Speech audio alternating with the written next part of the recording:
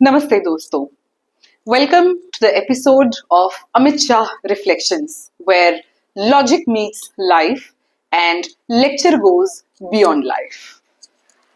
आज का एपिसोड बहुत ही खास है दोस्तों because we are going to untangle the complex ideas regarding education with much clarity, coffee, calm and a little bit of chaos.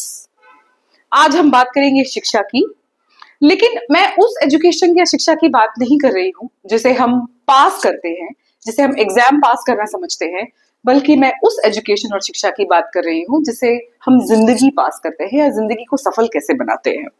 आज का एपिसोड उन सभी लोगों के लिए खास है दोस्तों जो टॉपर रह चुके हैं पर नौकरी या व्यवसाय में खुश नहीं, या ठीक से काम नहीं कर पा रहे, या नौकरी और व्यवसाय में काम तो कर रहे हैं लेकिन अपने आप से बेखबर है, जिंदगी से अनजान है। तो आज के हमारे इस पॉडकास्ट में हमारे मेहमान सीए अमित शाह, जो एक फाइनेंस एंथुसियास्ट है, चार्टर्ड अकाउंटेंट है, मैनेजमेंट थिंकर है और सबसे बड़ी बात वो श्रीमद् भगवद गीता के बहुत बड़े फॉलोअर है, गहन अध्ययन करता है। चलिए स्वागत करते हैं हम अमित जी का। Amit, welcome to the podcast, a new podcast on education. Thank you again. Amit, मेरा आपसे पहला सवाल कि आज के मॉडर्न एजुकेशन सिस्टम और श्रीमद् भगवद गीता, इन दोनों में कहीं कुछ कनेक्शन है? मतलब क्या कुछ कनेक्शन बिठाया जा सकता है कि जो ज्ञान भगवद गीता में श्री कृष्ण भगवान ने दिया और अब जो मॉडर्न एजुकेशन सिस्टम में है, इसको हम ब्रिज कैसे करेंगे अमित? बिल्कुल कनेक्शन है, मेरा ऐसा मानना है। श्रीमद् भगवद गीता के 4थे अध्याय में ये लिखा हुआ है कि संसार की सबसे पवित्र चीज अगर कुछ है वो है ज्ञान। सही ज्ञान अगर आपको मिल जाए तो आपका जीवन, आपका प्रोफेशन बहुत आसान हो जाता है। और 7वें अध्याय में भगवान ने कहा है कि हजारों में से कोई एक होगा जो परफेक्शन को अचीव कर पाएगा, और उन हजारों में से जिन्होंने परफेक्शन को अचीव कर लिया है उनमें से कोई एक होगा जो कृष्ण को या सत्य को जान पाएगा। और 18वें अध्याय में भगवान ने फिर बोला है कि जो व्यक्ति कृष्ण पे या गीता पे विश्वास नहीं करता उससे कृष्ण के बारे में या भगवत गीता के बारे में बात नहीं करना चाहिए। अच्छा, अगर आपको वाकई असली ज्ञान चाहिए तो आपको पहले फेथ डेवलप करना पड़ेगा। बिल्कुल ठीक है ना, कृष्ण पे, भगवत गीता पे या जिस भी डिवाइन पावर को आप मानते हैं। क्योंकि मेरा ऐसा मानना है ना कि सही ज्ञान जो मिलता है ना, असली ज्ञान जिसको हम बोलते हैं ना, ब्रह्म ज्ञान, असली ज्ञान, वो केवल कृपा से ही मिल सकता है, त्याग से मिल सकता है, साधना से मिल सकता है। आप कितनी भी किताबें पढ़ लो, आप एजुकेटेड हो जाओगे, इंटेलिजेंट भी हो जाओगे, पर वाकई जो सत्य है, जो सही ज्ञान है, वो शायद फिर भी ना मिले जब तक आप सबसे बड़े गुरु से ना जुड़ेंगे। तो मेरा ऐसा मानना है। जैसे इसका एग्जाम्पल महाभारत में भगवान कृष्ण ने अर्जुन को दिव्य दृष्टि दी, तब वो उनके रूप को देख पाया। तो मुझे ऐसा लगता है कि बहुत जरूरी है सही ज्ञान के लिए सही गुरु का होना, क्योंकि बोलती है ना ज्ञान मार्ग में गुरु की बहुत आवश्यकता होती है, अच्छे गुरु की आवश्यकता होती है। दीक्षित जिसको बोलते हैं ना, दीक्षित होना और शिक्षित होना, इसमें फर्क है।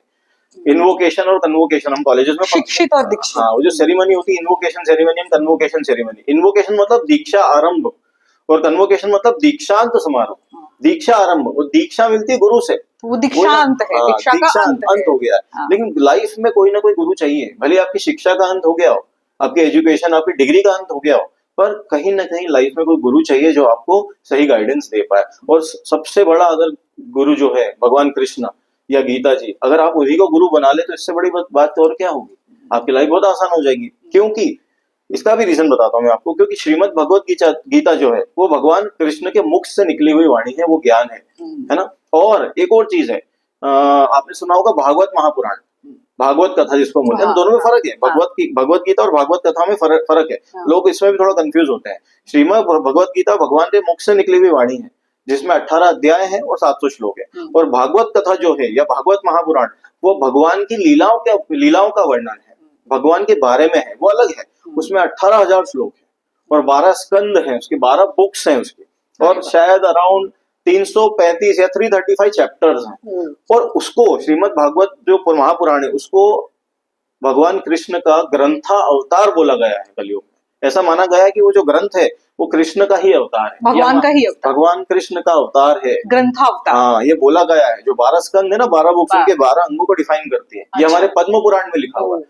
तो स्वयं अगर भगवान कृष्ण ही आपके गुरु हो जाए तो इससे बड़ी बात तो हो ही नहीं सकती। और आपको वो परम ज्ञान मिलेगा जो भगवान कृष्ण ने अर्जुन को दिया, जो टाइमलेस और यूनिवर्सल है। जो कहीं भी आप किसी भी एज के हर age जगह group के लोगों सिचुएशन। किसी भी एज ग्रुप का पर्सन हो या किसी भी सिचुएशन में या किसी भी जगह पूरे ब्रह्मांड में अप्लाई कर लो, वो चेंज नहीं होता है। तो टाइमलेस और यूनिवर्सल नॉलेज है। गीता आपको पता है कंसेप्ट देती है। एक होती है ओपिनियन। ईशा, जैसे मैं आपसे कोई सवाल पूछूं तो आपकी ओपिनियन अलग हो सकती है, मेरी अलग हो सकती है। ओपिनियन अलग जैसे हमने पॉडकास्ट किया था सक्सेस पे, तो सक्सेस की डेफिनेशन अलग अलग हो सकती है ना। बिल्कुल। वो ओपिनियन है।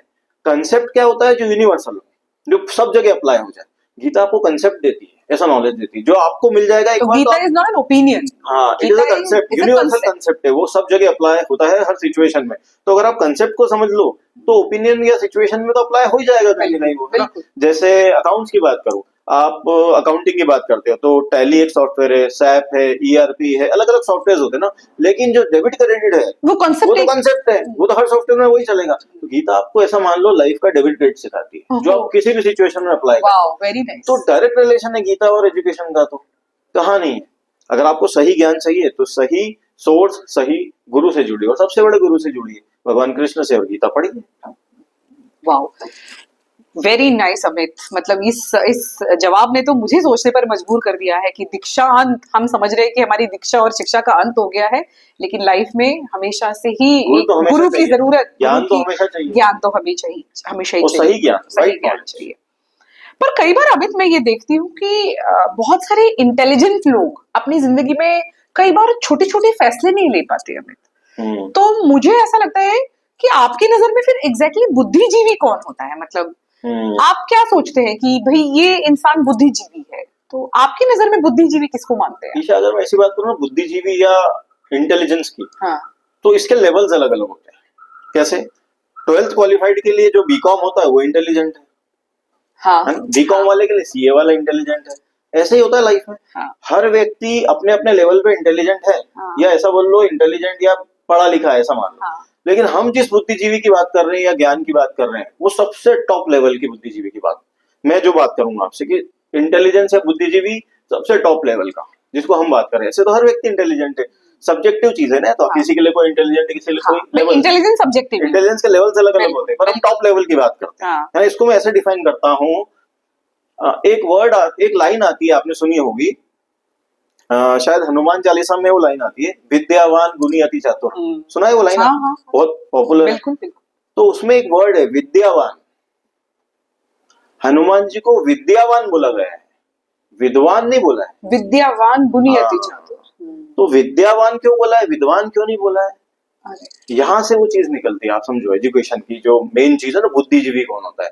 विद्वान आप किसको बोलते हो? किसी पर्टिकुलर फील्ड में, किसी पर्टिकुलर स्किल का एक्सपर्ट, एक स्पेशलाइज्ड नॉलेज जिसके पास, विद्वान बोलते हैं। वो कोई भी हो सकता है, अकाउंटेंट भी हो सकता है, क्लर्क भी हो सकता है, प्लम्बर भी हो सकता है, कोई भी हो सकता है, स्पेशलाइज्ड नॉलेज। तो हनुमान जी को विद्यावान क्यों बोला? रावण जो था वो विद्वान था, राम विद्यावान थे। विद्यावान और विद्वान में बहुत फर्क है। विद्वान मतलब हाईली क्वालिफाइड जिसको हम बोलते हैं ना, और विद्यावान मतलब राइटली क्वालिफाइड। वेरी नाइस, है ना। फर्क है दोनों चीजों में, कैसे हम समझते हैं आपको। और गीता आपको विद्यावान बनाती है। जब आप गीता पढ़ते हो ना, तो आपकी सोच में एक ठहराव आता है, एक मैच्योरिटी आती है, एक अलग लेवल का इंटेलिजेंस डेवलप होता है। पता है आपको ये समझ में आता है कि यार कैसे किस चीज को यूज किया जाए। विद्वान और विद्यावान में डिफरेंस है। कैसे?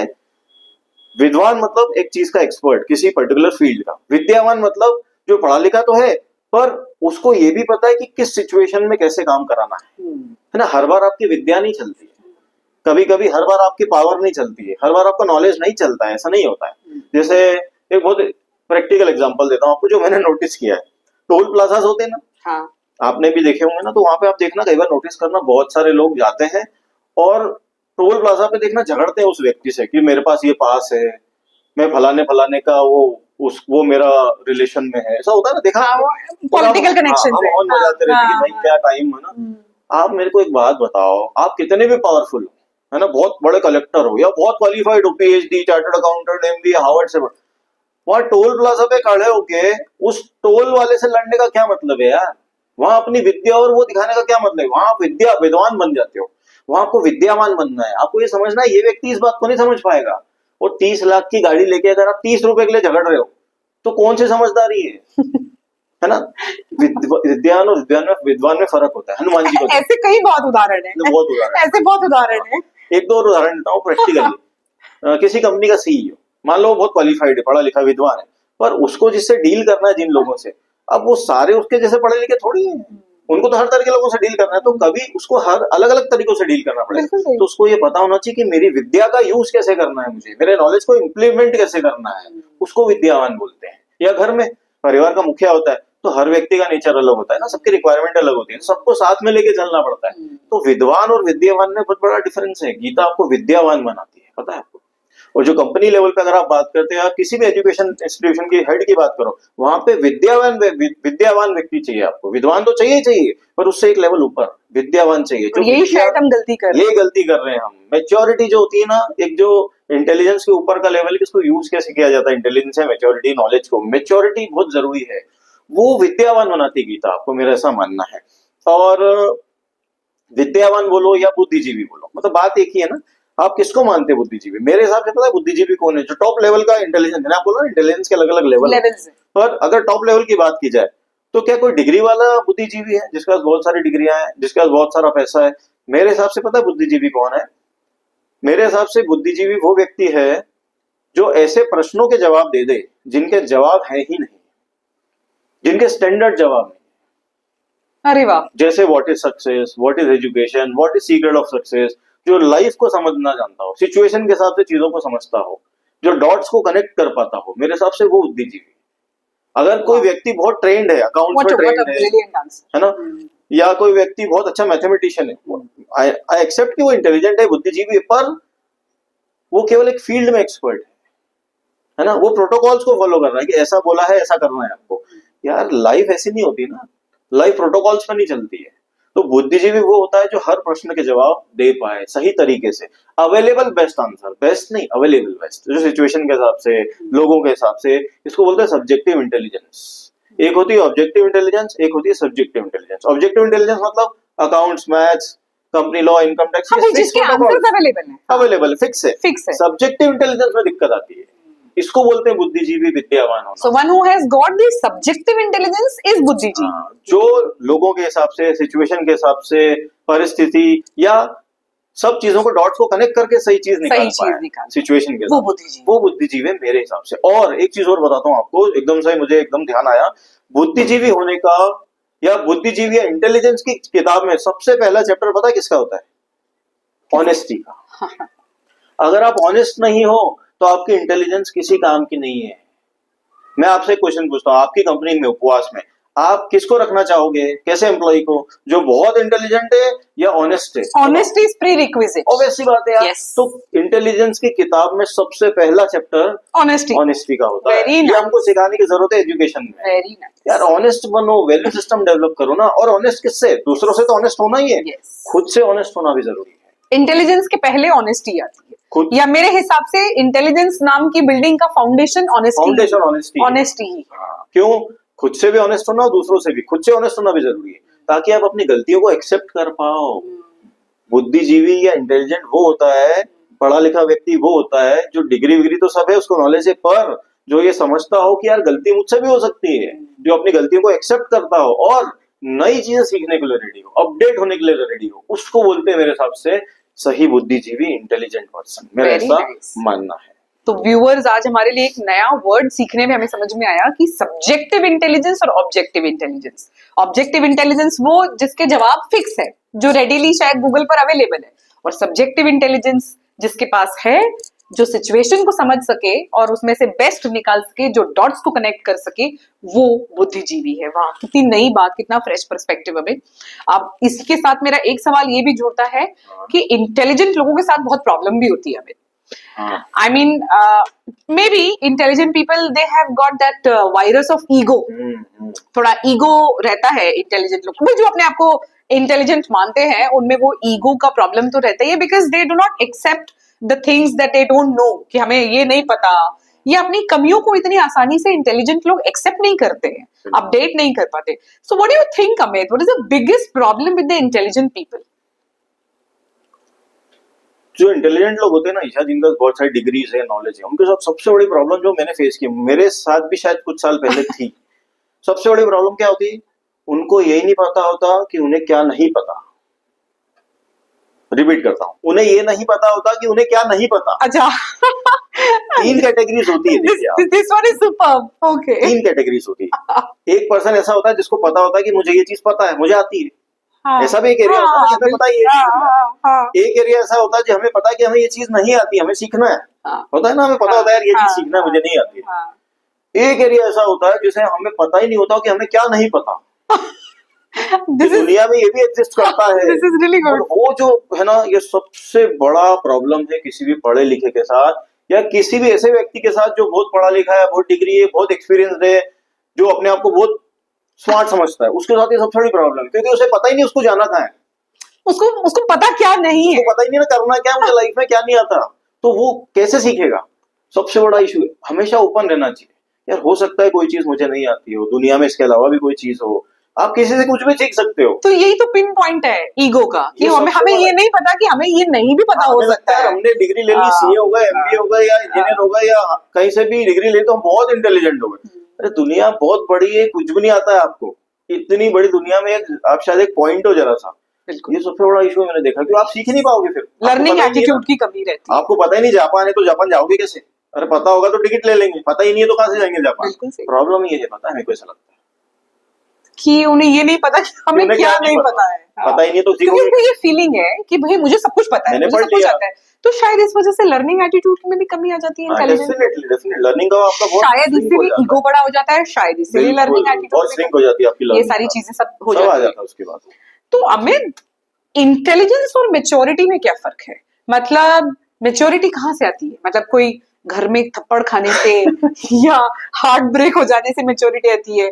मतलब दोनों में फर्क क्या है? That this is intelligence and this is वो मेच्योरिटी। हमारी मम्मी और हमारी दादी पापा लोग बोलते भी ना कि बादाम खाने से अकल आती है, हाँ लेकिन अब नया कंसेप्ट चला कि नहीं, बादाम खाने से नहीं, ठोकर खाने से अकल आती है। हाँ हाँ। मेरे हिसाब से इंटेलिजेंट और मेच्योर में जो डिफरेंस है, मुझे लगता है, जिस एक स्टेटमेंट से मैं उसको डिफाइन करता हूँ, सही और गलत है ना, राइट और रॉन्ग में डिफरेंशिएट करना, वो इंटेलिजेंस है। आपको पता है कि ये सही है गलत है ना, ऐसा किसी भी तरीके से फैक्ट्स की बात करें या अलग तरीके से, आपको वो इंटेलिजेंस। लेकिन किस व्यक्ति को सच बोलना, नहीं बोलना, कितना बोलना, किस तरीके से बोलना, ये मैच्योरिटी है।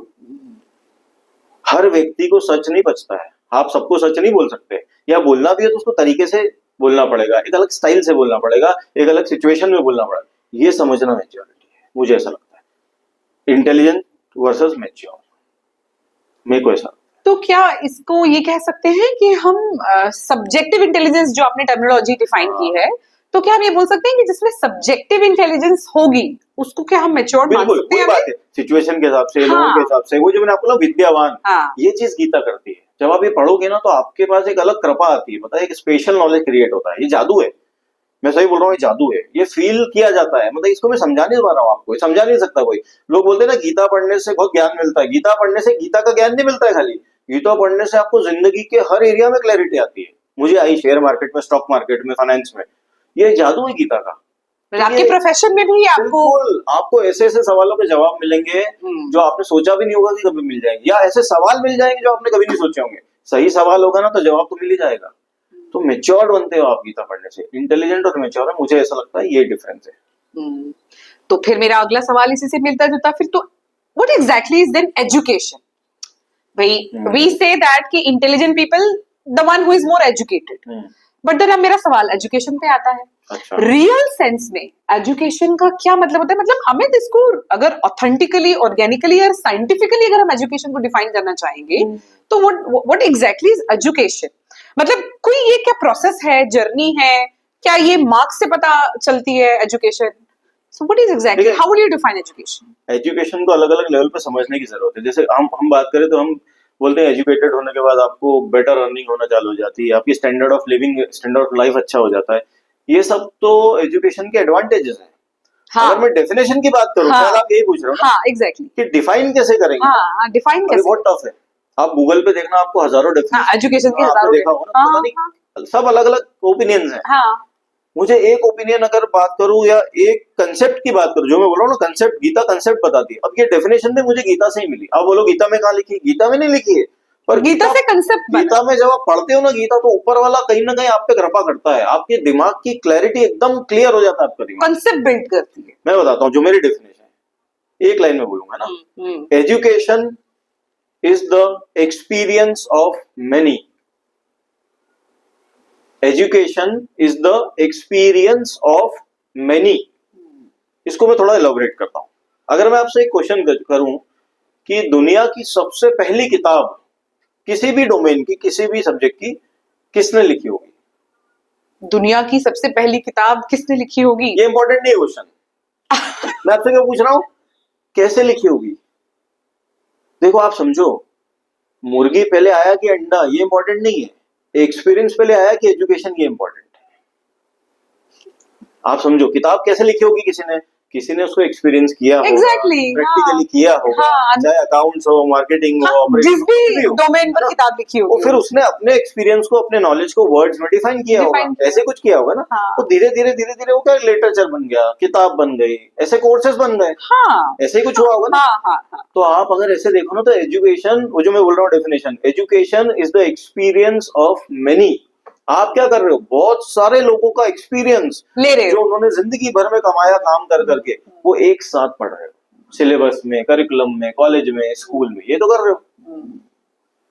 हाँ, मानते हो? यस। मेरे हिसाब से ये डेफिनेशन है एजुकेशन। ये सबसे एप्ट डेफिनेशन है कि yes, education is nothing but the experience of money. अकेले का नहीं, तो एक्सपीरियंस दो होते हैं। एक वो एक्सपीरियंस जो मैं खुद काम कर करके सीखता हूँ, उसको मैं खुद महसूस कर रहा हूँ, जनरली हम उसको एक्सपीरियंस मानते हैं। पर एक और एक्सपीरियंस होता है जो दूसरों के एक्सपीरियंस से आप सीखते हो, जो हम किताबों में पढ़ते हैं, जो हम किताबों में लोगों से बात करके, जैसे हम दो बात कर रहे हैं, तो मैं भी आपसे सीख रहा हूँ, आप मुझसे सीख रहे हो, आप सेमिनार अटेंड। एक्सपीरियंस दो होते हैं, एजुकेशन एक्सपीरियंस का ही दूसरा नाम है। अरे वाह, very nice, very fresh perspective. ठीक है। एक एक्सपीरियंस क्या होता है कि मैं काम करते करते सीख रहा हूँ, तो मेरा एक्सपीरियंस डेवलप होता है। एक होता है कि दुनिया भर के लोगों से भी मैं सीख रहा हूँ, उनके एक्सपीरियंस से सीख रहा हूँ, क्योंकि उन्होंने एजुकेट, हाँ एग्जैक्टली, उनकी गलतियों से सीख रहा हूँ, उनके एक्सपीरियंस से सीख रहा हूँ, उनकी लर्निंग से सीख रहा हूँ। अब वो किताबों से सीखूं, सेमिनार से सीखूं, कॉन्फ्रेंस से सीखूं, किसी के साथ पॉडकास्ट करके सीखूं, किसी बड़े व्यक्ति के साथ, दादी नानी, किसी के साथ बातचीत करके, बिल्कुल, या कोई छोटा व्यक्ति हो, किसी से भी सीख। अब यही तो है एजुकेशन का मतलब ही क्या है। और एजुकेशन का दूसरा नाम एक्सपीरियंस ही है, या ऐसा बोल लो एक्सपीरियंस का दूसरा नाम एजुकेशन है।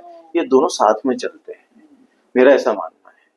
ये और एक और डेफिनेशन है जो हमारे बुक्स में, या टेक्निकली हम बोल सकते हैं, education is what remains after educating, जिसको टेक्निकल टर्म्स में बोलते हैं इंडॉक्ट्रिनेशन, ऐसा बोलते हैं टेक्निकल टर्म्स में। जैसे एग्जांपल देता हूँ, मेरी बात करूं अगर मैं ना, तो मैं हिंदी की वो जो अल्फाबेट से हिंदी के, वो पूरे नहीं मेरे को याद है। आपको जो स्वर और वर्ण है याद है? वो नहीं याद, एबीसीडी तो याद है, हिंदी के याद नहीं है ना। मेरे को तो याद नहीं है, वो शायद बहुत सारे लोगों को हिंदी की वर्णमाला याद नहीं है, पर आप फिर भी हिंदी बोलते हो ना, बिना वर्णमाला के हम हिंदी बोलते हो ना, लिखते हो ना, समझते हो ना। यही एजुकेशन है। माइंड के ट्रांसफॉर्मेशन को एजुकेशन बोलते हैं। याद रखने, याद नहीं रखने को एजुकेशन नहीं बोलते, वो मेमोरी है। जिस प्रोसेस से आप गुजरते हो एजुकेशन में, जितने टफ प्रोसेस से, जिस लर्निंग से, वो एजुकेशन है। आपके माइंड को ट्रांसफॉर्म कर देती है। भले आपको याद नहीं है, पर सामने जब आएगी तो आप उसको बहुत इजीली समझ जाओगे, इंटरप्रेट कर लोगे, है ना, लोगों से बहुत बेहतर समझ जाओगे। इसको एजुकेशन बोलते हैं। एजुकेशन एक्सपीरियंस का ही दूसरा नाम है, इसको समझने की जरूरत है। Education is the experience of many, मेरा समझ। It's absolutely a thought provoking thing कि एजुकेशन ही एक्सपीरियंस का दूसरा नाम है। Basically education is what, it's the experience of many.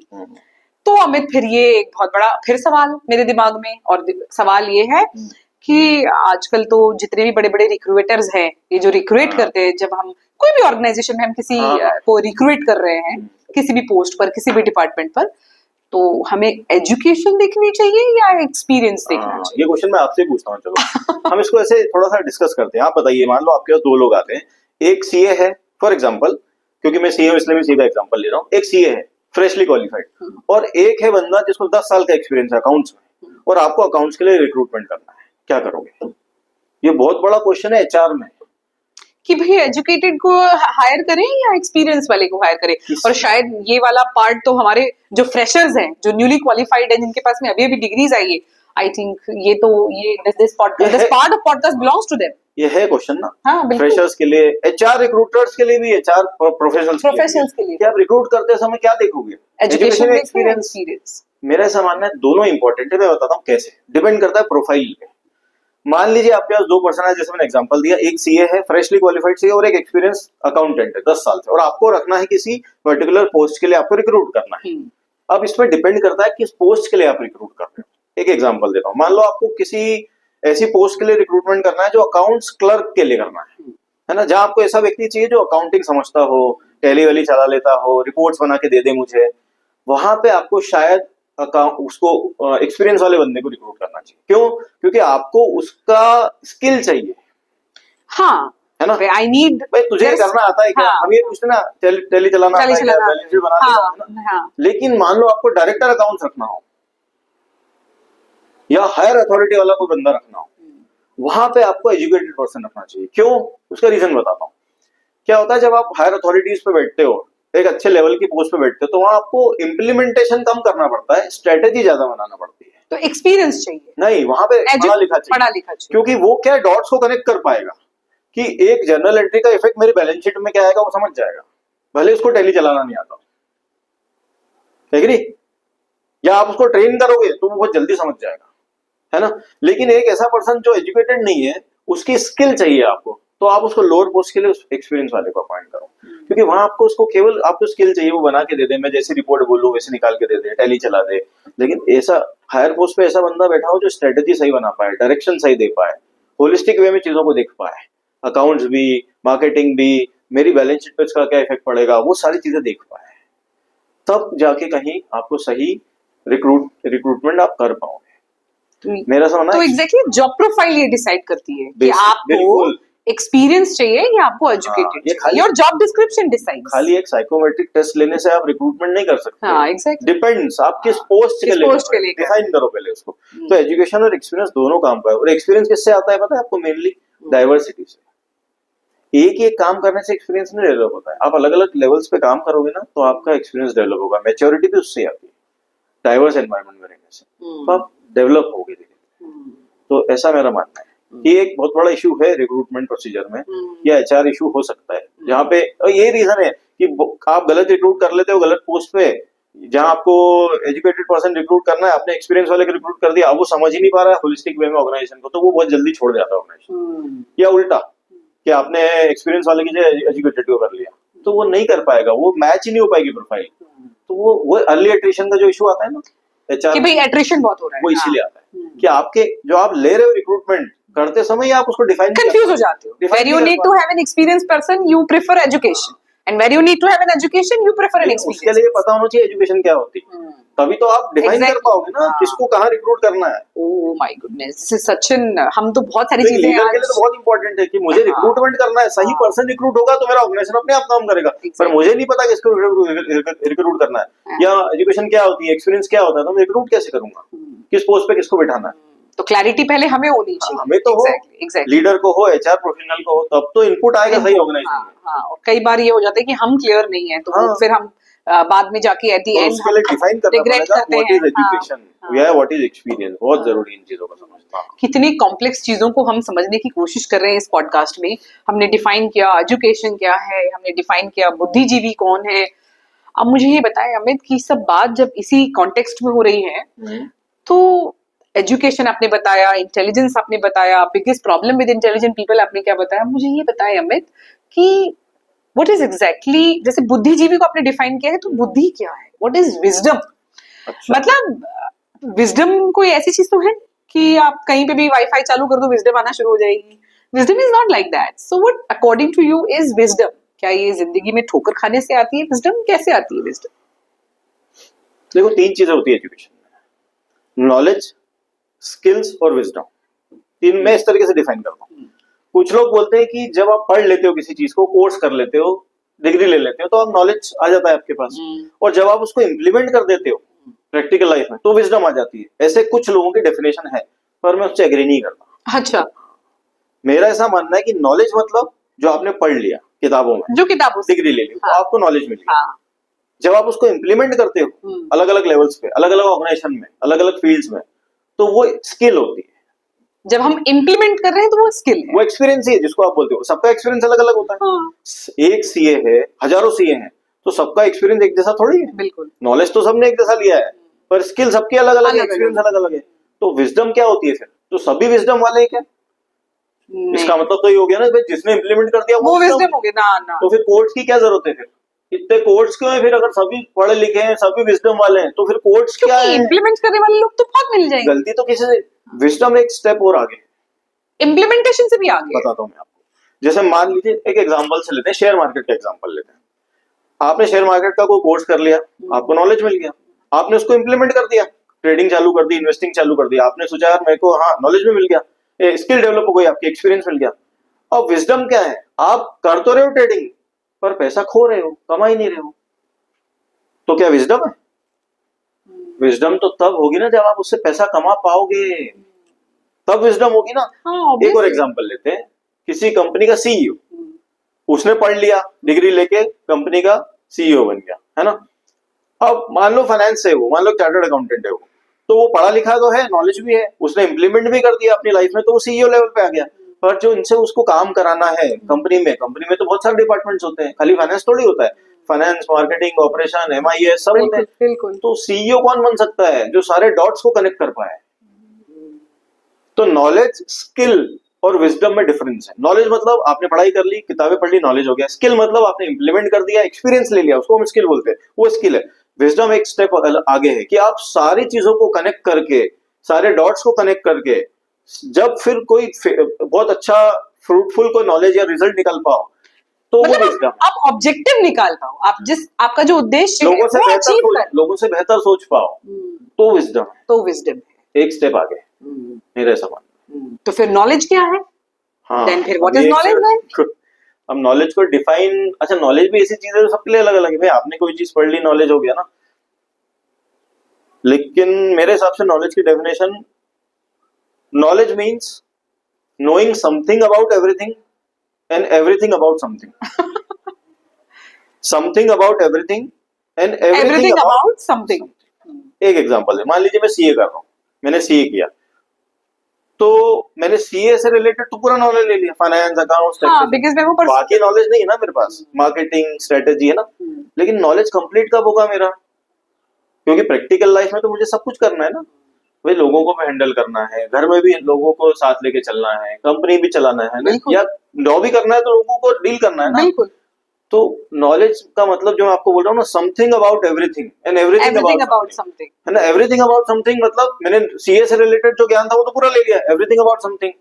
Something दुनिया में एक छोटा सा पार्ट है वो, बिल्कुल। उसका एवरीथिंग ले लिया मैंने, फाइनेंस और अकाउंट्स, लेकिन उसके आगे भी बढ़ना पड़ेगा मुझे, है ना। समथिंग अबाउट एवरीथिंग वो भी लेना पड़ेगा, जो उससे रिलेटेड है मेरे काम से, वो भी थोड़ा थोड़ा सीखना पड़ेगा। आप सब नहीं सीख सकते दुनिया में, पर आपके फील्ड से रिलेटेड जो भी रिलेटेड चीजें हैं, जो उसके साथ एसोसिएटेड है, वो भी आपको सीखना पड़ेगी। जो उसके साथ, हाँ, एक्सपर्ट आप सब में नहीं हो सकते, एक चीज में एक्सपर्ट बन जाओ और उससे रिलेवेंट चीजें जो हैं वो सीखते जाओ, इसको मैं नॉलेज बोलता हूँ। और नॉलेज को आप पता है, वो जो हम बात कर रहे थे ना, 3 एरियाज में डिवाइड कर सकते हो। एक ऐसा नॉलेज जो मुझे पता है कि मुझे क्या आता है, हाँ, एक ऐसा जो मुझे पता है मुझे क्या नहीं आता है, वो भी सीख लूंगा, हाँ, ये भी मुझे पता है, हाँ, और एक ऐसा जो मुझे पता ही नहीं है कि मुझे क्या नहीं आता है, Exactly. उसका तो कोई इलाज नहीं है। इसलिए बोलते हैं अपडेट रहना चाहिए, अवेयर रहना चाहिए। नॉलेज के लेवल्स अलग अलग होते हैं, बेसिक नॉलेज, वर्किंग नॉलेज और एक्सपर्ट नॉलेज। बेसिक नॉलेज अगर आपने पढ़ लिया, वर्किंग नॉलेज में अप्लाई कर लिया, एक्सपर्ट नॉलेज मतलब आप लोगों से बेहतर सोच पा रहे हो, उसको ही बोलेंगे मेरे हिसाब से। तो वेरी ये नाइस। इस तरीके से आप चीजों को डिफाइन कर सकते हो, जो मुझे लगता है।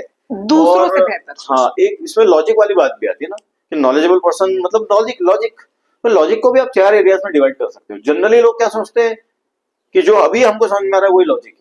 लॉजिक 4 टाइप्स के होते हैं, पता है। एक इंस्टेंट लॉजिक, कि हम बात कर रहे हैं किसी टॉपिक पे, तो दोनों की ओपिनियन अलग अलग हो सकती है, कि मेरे हिसाब से तो ये लॉजिकल है, आपके हिसाब से ये है। एक होता है होलिस्टिक लॉजिक। कैसे?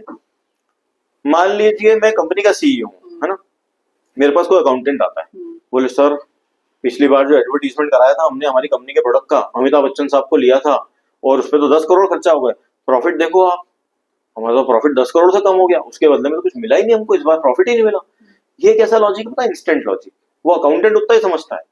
होलिस्टिक लॉजिक मतलब एज अ सीईओ मैं क्या देखूंगा कि हमने 10 करोड़ खर्चा किए, पर वो डेफर्ड रेवेन्यू एक्सपेंडिचर है, उसका फायदा इस साल में नहीं मिलेगा हमको, लॉन्ग टर्म में मिलेगा, लॉन्ग टर्म में मिलेगा, 2-5 साल में मिलेगा, ब्रांड बनेगी, इमेज बनेगी, तो फिर प्रीमियम चार्ज करेंगे। ये होलिस्टिक लॉजिक है, सारी चीजों को कनेक्ट करके देखना। एक होता है हाइंडसाइट लॉजिक, अच्छा, जो बाद में समझ में आता है। शेयर मार्केट में बहुत होता है ना, अपन बोलते हैं ना कि कई लोग सुना होगा, अरे यार ये शेयर ले लेते, 10 रुपए का था 100 रुपए हो गया। हाँ। पता तो अब लगा ना, मतलब वो हो चुका है, the thing has happened, hindsight मतलब जो हो चुका है बाद में, हाँ। उसको हाइंडसाइट लॉजिक बोलते हैं। फोर्स ही करना चीजों को, विजन डेवलप करना, ये भी एक लॉजिक है। जैसे हमारे मम्मी पापा बचपन में मारते ना चाटा, उस समय तो बुरा लगता है, बाद में समझ में आता सही किया था यार, है ना। ये इसको बोलते हैं हाइंडसाइट लॉजिक, और ये बहुत मुश्किल है ये डेवलप करना। ये विजन से और ये मैच्योरिटी से डेवलप हो सकता है, एक्सपीरियंस है। एक और होता है जिसको लोग जो शायद लोगों को नहीं पता, ट्रांस लॉजिक। ट्रांस लॉजिक मतलब बियॉन्ड लॉजिक। कुछ ऐसी बातें होती हैं ईशा, जो पढ़े लिखे लोग, हम जैसे लोग, आप जैसे लोग, नंबर्स से खेलने वाले, डिग्री वाले, वो नहीं समझ सकते। कुछ चीजें स्पिरिचुअल पावर, डिवाइन पावर के पास ही होती है। कुछ होता है ना, एनवायरमेंटल इश्यूज है, हाँ, कुछ चीजें समझ से परे होती है। कोरोना है, अब इसमें क्या लॉजिक है, लगा लो आप कितना भी लॉजिक लगा लो, रिसर्च कुछ चीजें तो समझ से परे है। वो ट्रांस लॉजिक है, वो गीता डेवलप करती है। कहते ना, किसी की प्रार्थना है, किसी का आशीर्वाद, ये ट्रांस लॉजिक भी बहुत काम करता है। या आप किसी के लिए कुछ अच्छा कर दो तो वो आपकी लाइफ में वापस आता है, कैसे आता है पता नहीं। ये ट्रांस लॉजिक को 4 तरीके से डिवाइड कर सकते हो आप। ये चीजें बहुत जरूरी समझना। और नॉलेज आता है डाइवर्सिटी से, अलग अलग लेवल्स पे काम करने से, अलग अलग लोगों के साथ काम करने से नॉलेज होता है, नहीं तो आप ट्रेंड हो जाओगे। Diversity is the key to knowledge and training is the key to expertise. ये मेरा ऐसा मानना है। Wow, 4 kinds of logic. Very nice. One is the instant logic, the other is your holistic logic, the third is hindsight logic, and the fourth one is trans logic. इसके बारे में हम किसी और पॉडकास्ट में बात करेंगे। ट्रांस लॉजिक भी डिफाइन किया जाता है, जो सभी लॉजिक से परे वो ट्रांस लॉजिक है। Wow, very nice Amit, what a brilliant perspective again. तो अमित, मेरा अगला सवाल आपसे ये है कि एजुकेशन और प्रैक्टिकल लाइफ में कई बार हमको ऐसा फील होता है कि बहुत गैप है। मतलब जो हम एजुकेट होकर आए हैं, जो हम सीख के आए हैं, समझ के आए हैं, वो प्रैक्टिकल लाइफ में कभी ना कभी इम्प्लीमेंट नहीं हो पा रहा है या काम नहीं आ पा रहा है। मतलब we don't find relevance at times. तो ये जो गैप है, इसको ब्रिज कैसे करना चाहिए Amit? How should we bridge the gap between the practical life and education? मुझे ऐसा लगता है ईशा की, ये जो सिलेबस डिजाइनिंग या करिकुलम डिजाइनिंग वाली बात है, वहां पे ये ज्यादा फोकस की जरूरत है, हमको ऐसा लगता है। जैसे आप किसी भी चीज का अगर सिलेबस डिजाइन करते हो या करिकुलम डिजाइन करते हो, करेक्ट, तो उसमें बहुत ध्यान देने की जरूरत है। मैंने ऐसा नोटिस किया है कि बहुत सारे सब्जेक्ट्स या सिलेबस ऐसे हैं जहाँ पे वो चीज ही नहीं है, रेलिवेंट चीज जो होना चाहिए, वो कंसेप्ट ही नहीं है। तो फिर ऐसे कौन से फैक्टर्स होने चाहिए जो हमको ध्यान में रखना चाहिए while designing the syllabus Amit? मतलब चाहे वो स्कूल लेवल हो, चाहे वो कॉलेज लेवल हो, बट ये बातें हमको ध्यान में रखना चाहिए while designing the syllabus. 3 parameters हैं जो मुझे लगता है, 3 पॉइंट्स हैं जो आपको ध्यान में रखना चाहिए। पहला, जब भी आपको सिलेबस डिजाइन करो या कोई करिकुलम या किसी सिलेबस या एजुकेशन की बात करो, तो आपको एक पॉइंट ये ध्यान रखना चाहिए कि आपको सब्जेक्ट्स को 2 पार्ट में डिवाइड करना चाहिए। एक ऑब्जेक्टिव सब्जेक्ट और एक सब्जेक्टिव सब्जेक्ट। अच्छा, ऑब्जेक्टिव सब्जेक्ट मतलब जो नंबर से related, accounts, income tax, mathematics, है ना। और बाकी सब्जेक्टिव सब्जेक्ट्स मतलब जो सिचुएशन पे डिपेंड करते हैं, जिनका कोई स्टैंडर्ड आंसर नहीं है, HR, मार्केटिंग, लाइक दैट, है ना। जब आप ऑब्जेक्टिव सब्जेक्ट्स की बात करते हो और सब्जेक्टिव सब्जेक्ट्स की बात करते हो, तो दोनों का इवैल्यूएशन का तरीका, पढ़ाने का पेडागोजी सब अलग अलग होगी, है ना। ऑब्जेक्टिव सब्जेक्ट्स में आपको इंडिविजुअल स्किल की जरूरत है। जैसे मैं अकाउंट या टैक्स की बात करूं, तो इंडिविजुअली आपको इतना स्किल्ड होना पड़ेगा कि आप सही कैलकुलेशंस कर लो, अदरवाइज उसमें गलती की गुंजाइश नहीं है। वहाँ ग्रुप की जरूरत नहीं है, आपकी स्किल की जरूरत है इंडिविजुअल। अगर आप अकाउंटेंट और टैक्सेशन का देखते हो किसी कंपनी का, क्योंकि जरा से कैलकुलेशन इधर उधर हुए, गड़बड़ हुए, तो पैसे में बहुत फर्क आ जाएगा। तो वहां पे आपको थोड़े ज्यादा ट्रेनिंग देना चाहिए, ज्यादा लेक्चर्स होना चाहिए उस सब्जेक्ट के, और वहाँ प्रेजेंटेशन से ज्यादा, ग्रुप प्रेजेंटेशन से ज्यादा इंडिविजुअल स्किल पे ध्यान देना चाहिए। और सब्जेक्टिव सब्जेक्ट्स की बात करूं, HR, मार्केटिंग, तो वहाँ प्रेजेंटेशन और उनकी ज्यादा बात होना चाहिए, क्योंकि वो ग्रुप एक्टिविटी ज्यादा है, वो करके सीखी जा सकती है। तो वहां पे ये थोड़ा सा डिफरेंस करना चाहिए। दूसरा, प्राइमरी और सेकेंडरी सब्जेक्ट्स में डिफरेंशिएट करना चाहिए। प्राइमरी सब्जेक्ट मतलब जिस चीज के लिए मैं सिलेबस डिजाइन कर रहा हूँ, वो मेरा प्राइमरी सब्जेक्ट है। CA, तो CA में प्राइमरी सब्जेक्ट क्या होगा? Accounts, audit, tax, finance related. Secondary क्या होंगे? मार्केटिंग, HR, स्ट्रेटेजी, ये सब होगा। ये ध्यान में रखना चाहिए। मेन फोकस आपका प्राइमरी सब्जेक्ट्स पे होना चाहिए और सेकेंडरी सब्जेक्ट्स आप साथ साथ में थोड़ा थोड़ा पढ़ा दो, ताकि वो लैक ना करे उस नॉलेज। ये ध्यान रखना चाहिए, प्राइमरी, सेकेंडरी। और लास्ट, जो मुझे लगता है ये जो 2 पॉइंट्स मैंने आपको बताए, ऑब्जेक्टिव सब्जेक्ट्स और सब्जेक्टिव सब्जेक्ट्स और प्राइमरी और सेकेंडरी सब्जेक्ट्स, इन सबको जब इवेल्युएट करो या डिजाइन करो तो 2 चीजें ध्यान रखना चाहिए, इंटरनल बेंचमार्किंग और external benchmarking. Wow. Internal benchmarking मतलब लास्ट ईयर में मैंने क्या पढ़ाया था, पिछले सालों में क्या पढ़ा था, उससे बेहतर आज क्या कर सकता हूँ। और एक्सटर्नल बेंचमार्किंग मतलब दूसरे कॉलेजेस में स्कूल में क्या चल रहा है उनसे बेटर क्या डालूं। ये अगर आप ध्यान रखोगे 3 पैरामीटर्स, आप शायद बेटर सिलेबस डिजाइन कर पाओगे। तो ये सब चीजें हमको एक सिलेबस डिजाइनिंग में करना चाहिए। Wow, very nice. It's again a brainstorming thing कि जब, और मेरे हिसाब से शायद अगर हम इन सब बातों को ध्यान में रखें तो हम इफेक्टिविटी को ज्यादा आगे, जो आप बात कर रहे हो, तो वो ये जो गैप है कि आजकल के बच्चे एजुकेटेड तो हैं लेकिन एम्प्लॉयबल नहीं है। कई बार होता है कि कंपनीज और ऑर्गेनाइजेशंस को लगता है कि हम एम्प्लॉयमेंट नहीं दे सकते, even if you are an MBA, even if you are a CA. तो ये शायद एम्प्लॉयबिलिटी और ये इस गैप को ब्रिज कर देगा।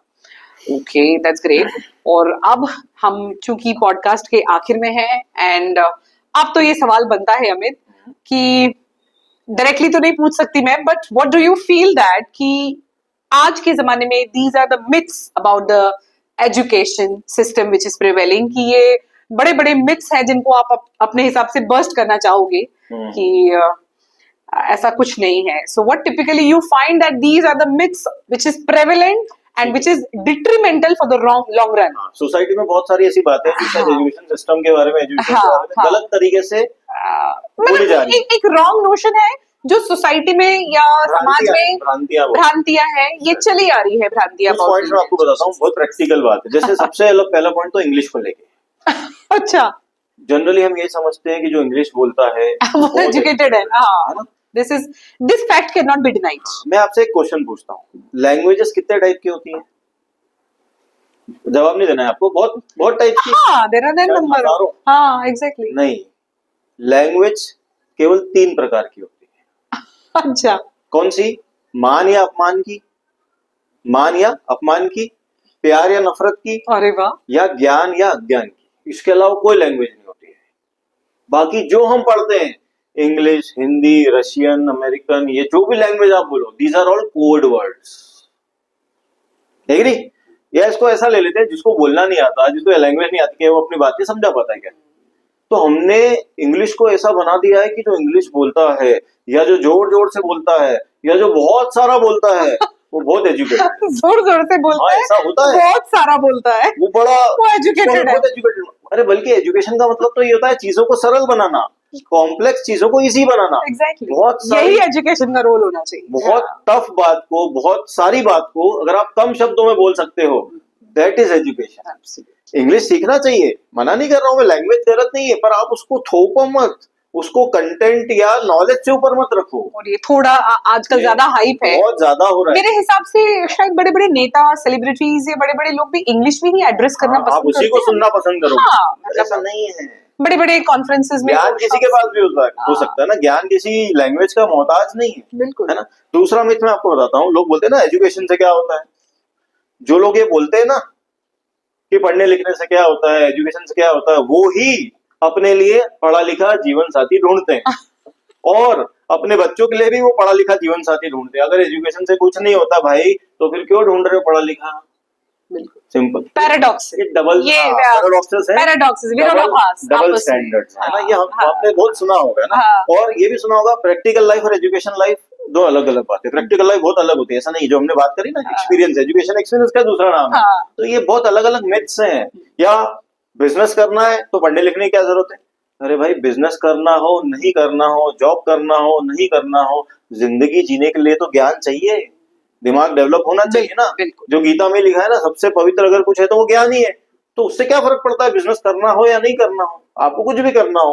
अनिल कुंबले इंजीनियर है, जो हमारे इंडियन टीम के one of the best spin bowler थे, अब तो नहीं खेलते, वो इंजीनियर थे। तो एजुकेशन मतलब बड़ी अजीब बात है कि बिजनेस करना है तो एजुकेशन की क्या जरूरत है, ये करना है तो उसकी क्या जरूरत है ना। ये और बताता हूँ मैं आपको कुछ मिथ। मैंने कई मोटिवेशनल स्पीकर से ये स्टेज पे सुना है। क्या कि जब किसी स्पीकर ने बोला भी था, ये किसी इंडक्शन प्रोग्राम में, मैं नाम नहीं लूंगा, उसने कहा था कि मैथमेटिक्स में जो आप पढ़ते हो ना, कैलकुलस, अलजेब्रा, ट्रिग्नोमेट्री, ये क्या काम आता है आपको प्रैक्टिकल लाइफ में? तो भाई सब बच्चे ताली भी बजा रहे हैं। अब मुझे लगा यार क्या बात कर रहे हैं ये। मैं मानता हूँ कि डायरेक्टली काम नहीं आता, एज अ सीए मुझे वो कुछ भी काम नहीं आ रहा है, पर जब आप ऐसी चीजें पढ़ते हो, इतनी कॉम्प्लेक्स चीजें पढ़ते हो लाइफ में ना, तो आपका दिमाग डेवलप होता है, क्रिटिकल थिंकिंग, आपकी आईक्यू लेवल डेवलप होती है, वेरी तो आप कॉम्प्लेक्स चीजों को बहुत अच्छे से समझ पाते हो। ये आपको लाइफ में हमेशा हेल्प करता है। तो कैसे काम नहीं आता है? और ये बड़े बड़े मोटिवेशनल स्पीकर स्टेज से बोलते हैं कि क्या काम आती है पढ़ी जो हम पढ़ते हैं मैथमेटिक्स में। कैसे काम नहीं आता भाई? प्रोसेस, जिस प्रोसेस से आपने हाँ, because it's actually building your inner character. It's building your ability to think. Intellect develop हो रहा है ना। Maybe शायद डायरेक्टली काम नहीं आता हो, डायरेक्टली नहीं आता। हाँ, ठीक है। हर चीज डायरेक्टली थोड़ी काम आती है, इनडायरेक्टली काम आती है बहुत सारी चीजें। कैसे काम नहीं आता? ये बड़ा मिथ है। एक मुझसे कई लोग बोलते हैं, आजकल कई लोग होते हैं ना सीए से बहुत जलते हैं यार, मैंने देखा है ये ना। मैं सीए हूँ इसलिए बता रहा हूँ। मुझे कई लोग बोलते हैं सीए है, कोई भी डिग्री ले लो। कई लोग क्या बोलते हैं, पढ़ने लिखने से क्या होता है, अब तो डिग्रीज की वैल्यू कम हो गई है, सीए की वैल्यू कम हो गई है। मैं उनको बोलता हूँ बिल्कुल सही बोल रहा हूँ, सीए की वैल्यू कम हो गई है। मान लिया, चलो मैंने आपके कहने से, मैं ऐसा नहीं मान रहा हूँ कि सीए की वैल्यू कम हो गई है, मैं तो नहीं मानता, पर चलो आप बोल रहे थे एक बार मान लेते हैं सीए की वैल्यू कम हो गई है, डिग्री की वैल्यू कम हो गई। पर सीए पता है क्या है? सीए फाउंडेशन है। नीचे वाला जो फ्लोर है ना बिल्डिंग का, जो ग्राउंड फ्लोर है वो सीए ही है। अगर हम गिर गए तो फर्स्ट और सेकंड फ्लोर तुमको तो नीचे गिरना ही है। अगर सीए अगर सीए की या किसी पे पढ़े लिखे की वैल्यू कम हो गई है, तो जो कम पढ़े लिखे हैं उनकी वैल्यू तो ऑटोमेटिक कम होगी। क्यों? क्योंकि जब सीए की वैल्यू कम होगी तो एमकॉम की जगह लेगा, ऐसे ही होगा ना। हाँ। तो फिर इसमें खुश होने वाली बात नहीं उन लोगों के लिए, रिवर्सल है। हाँ, इसमें उनको दुखी होना चाहिए कि भाई इनकी वैल्यू कम हो गई, किसी भी पढ़े लिखे की, तो हमारी तो अपने आप ही कम हो जाएगी। तो ये कितना बड़ा मिथ है यार। हमेशा पढ़ाई लिखाई आपको आगे ही रखेगी जिंदगी में। और एक लास्ट जो मैं मानता हूँ ना, जो ऐसे मिथ है, जो बहुत सारे मिथ मैं बता रहा हूँ, एचआर में या कंपनीज में भी होता है कि जब हम रिक्रूट करते हैं, या कई लोग ऐसा बोलते हैं कि रिक्रूटमेंट करते समय हम डिग्रीज नहीं देखते, जो आप बोल रहे थे ना कि हम हंगर देखते हैं। तो मुझे एक बात बताओ कि जिसने डिग्री ली है और एक व्यक्ति जिसने डिग्री नहीं ली है, हंगर किसमें ज्यादा थी? जिसने डिग्री ली है उसमें हंगर ज्यादा थी ना, अभी तो डिग्री ली। तो आप ऐसे पैशनेट है, हार्ड वर्किंग, तो आप ऐसे आउटराइटली रिजेक्ट कैसे कर सकते हो? मतलब ये तो आप गलत मैसेज दे रहे हो उसको सोसाइटी में कि पढ़ने लिखने से कोई जरूरत ही नहीं, पढ़ने लिखने की हम तो डिग्री देखते ही नहीं है। शायद हो सकता है कि वो, हाँ, कितनी गलत चीज़ है। there are many wrong notions prevalent। एक मिथ और बताता हूँ आपको, रीडिंग बुक्स। कई लोग बोलते हैं ना बहुत सारी किताबें पढ़ो, बहुत इंटेलिजेंट हो जाओगे। नहीं, मैं बोलता हूँ पढ़ो किताबें, बुराई नहीं है, पर सही किताबें पढ़ो, राइट बुक्स पढ़ो। हर किताब पढ़ने की नहीं होती है, आपको चूज करना आना चाहिए, तो आप इंटेलिजेंट होगे, सही डायरेक्शन में जाओगे, है ना। इसलिए मैं बोलता हूँ गीता पढ़ो, आपको लाइफ मैनेजमेंट से रिलेटेड कोई दूसरी किताब पढ़ना ही नहीं पड़ेगी। कुछ है ही नहीं नया, किसी भी ऑथर की आप किताब पढ़ लो, श्रीमद् भगवत गीता से अलग कुछ भी नहीं मिलेगा आपको। होलिस्टिक फैक्ट है बिल्कुल, मतलब it is the amalgamation of almost everything. तो बुक्स पढ़ो डेफिनेटली, पर सही बुक्स पढ़ो। हर किसी की किताब नहीं पढ़ना कि किसी ने कुछ भी लिख दिया हम पढ़ रहे हैं और खुश हो रहे हैं कि हमको बहुत नॉलेज हो गया, ऐसा नहीं होता है। तो ये कुछ मिथ्स है सोसाइटी में जो बहुत इंपॉर्टेंट है, इनको समझना, इनको क्लैरिफाई करना और इनको इरेडिकेट करना, तभी एजुकेशन को सही मीनिंग मिल पाएगा सोसाइटी में। क्या बात है अमित, आज का पॉडकास्ट तो ऐसा लग रहा है कि हम सुनते जाएं और सवाल और बोलते जाएं, आप भी बोलते जाएं, सुनते ही जाएं।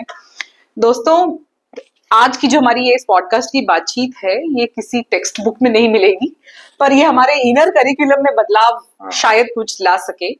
तो अगली बार अगर आपसे कोई पूछे कि आप कितने पढ़े लिखे हो, how much educated are you, तो आप मार्क्स से ज्यादा अपने माइंडसेट को बताएं तो ज्यादा बेहतर है। और ये पॉडकास्ट उन सभी लोगों को फॉरवर्ड करने की जरूरत है जो टॉपर रह चुके हैं पर नौकरी में या व्यवसाय ठीक से नहीं कर पा रहे, या जो अगेन नौकरी और व्यवसाय ठीक से कर पा रहे पर जिंदगी से खुद से बेहद अनजान है। So education is not just only about reading the books, but it is exactly rewriting the script of life, because education is not just about the degrees, it is more about the directions. Thank you so much, Amit, for sparing time with us and explaining, expounding, elaborating the concept of education, because education doesn't end with books, degrees. It starts when actually you question, when you start questioning in your life. Thank you so much, the listeners, viewers, and please do forward, like, share, subscribe this podcast. Until time we come again with a new topic, new एक नए दृष्टि के साथ, एक नए perception के साथ, एक नए कॉन्सेप्ट के साथ हम दोबारा जल्दी इस पॉडकास्ट पे आएंगे. Till then, keep shining and keep growing. Thank you so much.